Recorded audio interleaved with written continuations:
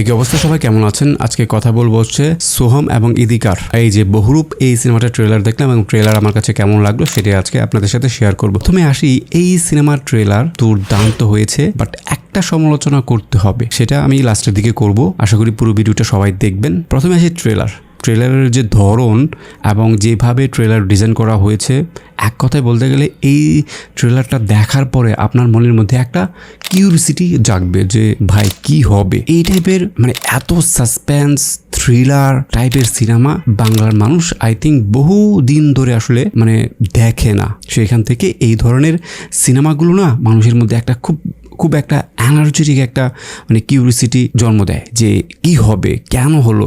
এবং সোহমের মানে ট্রেলারের প্রত্যেকটা পরতে সোহমের যে গেট আপ দেখানো হয়েছে, ভাই বিশ্বাস করেন আমি এটা চিন্তাই করতে পারিনি যে কলকাতা ইন্ডাস্ট্রিতে এই লেভেলের মানে সিনেমা আসবে এবং তারা এইভাবেও একটা সিনেমা ডিজাইন করতে পারে এবং এই ধরনের গল্পে কলকাতার কোনো হিরোকে দেখা যাবে। দেখেন এই ধরনের গল্পর সিনেমা আসলে বেশিরভাগই আসলে সাউথের ইন্ডাস্ট্রি থেকে।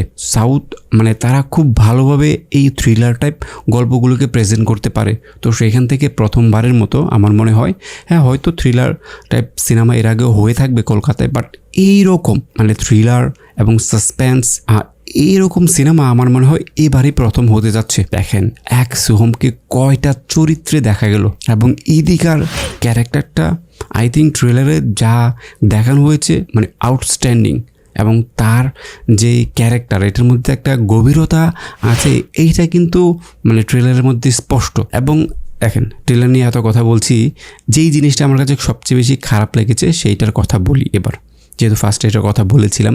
সেটা হচ্ছে গিয়ে ভাই সোহম তুমি কি ভাই একটু ওয়েটটা কমাইতে পারো না? মানে এত ওয়েট নিয়ে সিনেমা করতে হবে কেন? এত মোটা সোটা গুলুগুলো চেহারা নিয়ে তো আসলে যেই সিনগুলো তুমি করছো এই সিনগুলোর সাথে যদি আরেকটু মানে হ্যাংলা পাতলা হতো দারুণ লাগতো। বাট এইখানে যেইভাবে আসলে মানে বালকি লাগছিল, আসলে কেমন একটা ব্যাকআপ পা লাগছিল। যদি এখানে তার ওয়েটটা আর একটু কম থাকতো আই থিঙ্ক আরও বেশি মানাতো এবং আরও বেশি সুন্দর লাগতো প্রত্যেকটা সিন দেখে। তারপরেও কতগুলো বিষয় থাকে দেখার মধ্যে, সেখান থেকে তাকে একটু সময় দেওয়া দরকার ছিল এই সিনেমাটা শ্যুট করার আগে, যে ভাই তোমাকে ওয়েট লস করতে হবে আর একটু শুকিয়ে তারপর এই সিনেমাটা কাজ শুরু করি।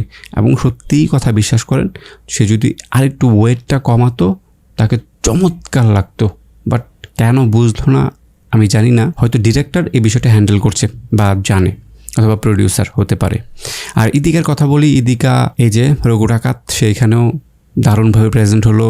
এবং দেখেন ইদিকা মধ্যে না একটা আলাদা ব্যাপার আছে, সে যখনই যেই ক্যারেক্টারটা করে আপনারা দেখবেন তার মধ্যে একটা এক্সপ্রেশন, সে যে একটা অভিনয় সত্তা তার ভিতরে রয়েছে, এইটার একটা বহির্প্রকাশ আপনি তার মধ্যে পাবেন, যেটা অন্য নায়িকাদের ক্ষেত্রে হ্যাঁ গ্ল্যামারাস থাকতে পারে, বাট অভিনয় সত্তাটা ইদিকার মধ্যে যথেষ্ট রয়েছে। এবং ইদিকাকে আমি প্রশংসায় ভাষাতে বাধ্য হচ্ছি, তার কাজ যত দেখছি এবং তার এক্সপ্রেশন, তার অভিনয় দক্ষতা, প্রত্যেকটা বিষয় দারুণ। এবং বহুরূপ এই ছবির ট্রেলারটা আমার কাছে দারুণ লেগেছে এবং সোহমের অভিনয় দারুণ বরাবরই।